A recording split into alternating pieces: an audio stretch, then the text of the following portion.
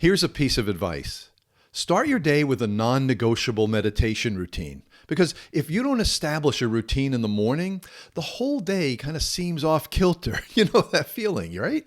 So it's not about how powerful or how spiritual your meditation is that day. Not really.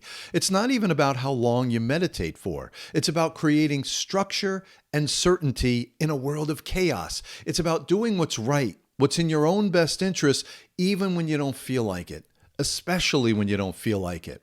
You see, without standards, without discipline, without making a commitment, without a clear direction, you just drift through life and you fall back into your lowest energy level. You procrastinate, you binge, you get stuck in your comfort zone. And at your lowest point, you start to feel helpless, and change just seems very far away, like it's impossible. Now, the key word is non-negotiable, because something as simple as a 10 or 15 or 20-minute meditation routine every morning, it changes your mindset from hopeless to self-reliant.